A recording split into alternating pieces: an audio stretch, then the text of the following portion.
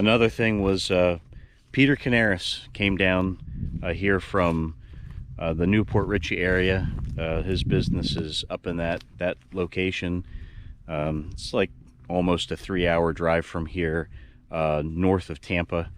And you know, I thought I was going to actually get a lot of footage from us walking the pasture and looking at the animals and things, but I only got a little bit of it yesterday. He was here for 3 hours because I paid for him to do a consult here, and he was just full of knowledge. I was taking notes, asking questions, and I almost forgot I was carrying my GoPro with me. So I'll show you a little bit of that footage from yesterday here just because, but I'm sorry. I thought I was gonna almost do an entire video of him doing the consultation, and I think I got about a minute of footage. So sorry. Well, everyone, today's kind of a special day. I don't know a whole lot about making a food forest, so I decided to get somebody to come down here because I'm kind of an idiot that way, and you might know him. Hey, what's going on? It's Peter Kanaris. We're gonna go do a consult here. We're gonna go out there, take a look at the terrain, and see what we can do about making this more of a food paradise than it already is. 3 hours later. To learn more about Peter Kanaris, or if you would like to contact someone at Green Dreams, please use the web links posted here and in the description.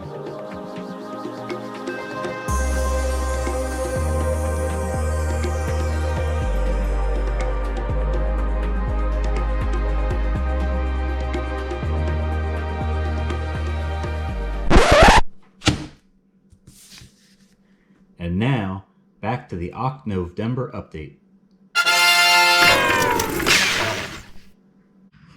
I thought that guy would never leave.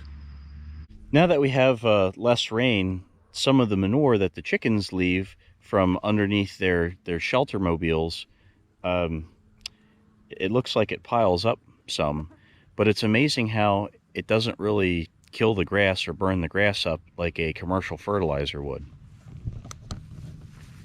So here's a spot that the chickens were sitting since it hasn't rained a whole lot. And I was a little concerned about this, but if you look, it's not burning up the grass. This has been here for probably, oh, I'd say 2.5 weeks maybe. And it's not affecting the grass.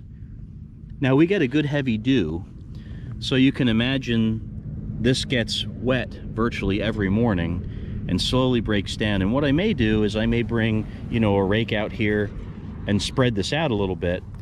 And it's just amazing that the fertilizer that comes out the back end of a chicken is formulated to God's design, and it's not hurting the grass. Now obviously if I had a whole pile of this sitting here, it might, but this is really doing a great job. I'm thoroughly impressed. And I also wanted to show you over here, this is probably, I don't know, maybe 2 months ago now. Here's a spot where one of the shelter mobiles was, and here's a spot where one of the shelter mobiles was, and here's a spot kind of where they were parked in between. You see the difference between here and here? That's pretty cool. And actually, you can see spots in a row where the chickens were. Let me find a good one here. Here we go. If you look, you see there's a green spot there, one there, one there. Do you see the row? See how it goes back like that? That's the path the chickens took with their shelter mobiles. I think that's cool. Another really drastic example of soil fertility with the application of the chicken manure is kind of right here in a spot that we've always had trouble with grass and weeds growing. So this spot here, you know, during the summertime, it'll look a whole lot greener, but this is what this looks like when things dry up. But I want to show you the contrast, okay? So this spot here, there was really no chicken manure added. But this spot over here is where one of their shelter mobiles sat. Look at the difference between here and here. That's amazing.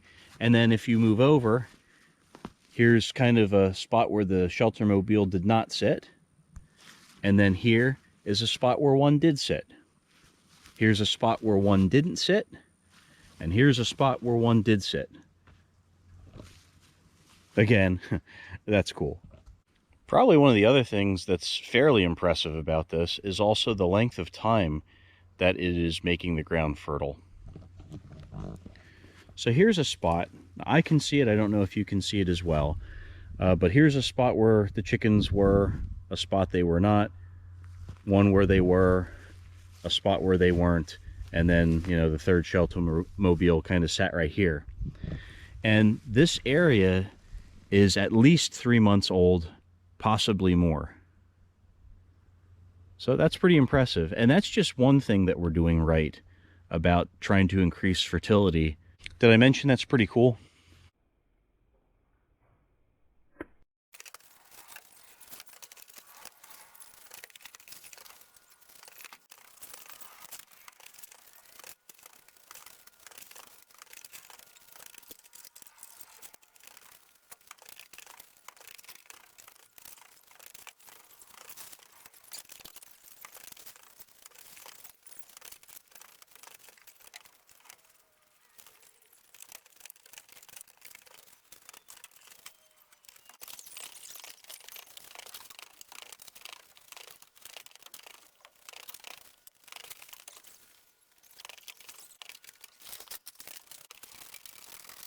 Cleaning, sweeping.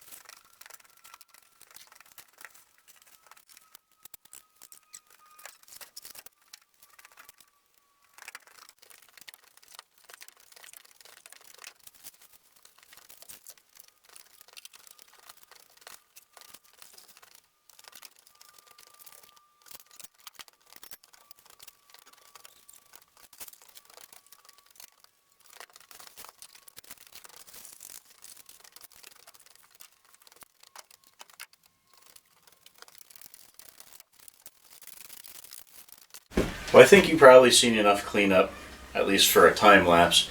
So I'm going to keep working on this, fine-tuning it a little bit, and wrap it up. I think I'm about done cleaning up for the day. So let's take a look. I think it looks pretty good. I have a feeling that the chipper will be moving out. It's not going to stay in here, but it looks a whole lot better. I need to just go through and like organize everything really well. But really, compared to what it looked like, it's 10 times better. Here's a pile that goes in, goes into the double wide, not the shed. That there is mainly a trash pile. Since we are in the dry season and really there's no chance of rain, I can just kind of let it sit out and I'll deal with it later.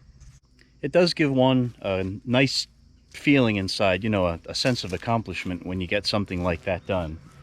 But I don't know, for some strange reason, that feeling's going away. In fact, I'm not really feeling good at all right now.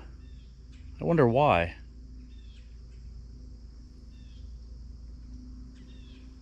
Oh. I wanted to walk by a couple of these red maples that we have, because this time of the year they really start looking beautiful.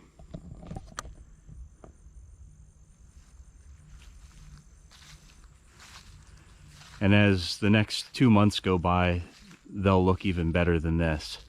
You know, you'll have a full red maple tree where all of the leaves will have this beautiful red color. I thought I'd come out here in the silvo pasture real quick, and it just occurred to me, I don't know if anybody had a chance to see our big red maple tree. It's the biggest one on the property that we know of. You can see it out on Boot Heel Road. Kind of sits in the middle of the property. It's not really a bright red color yet.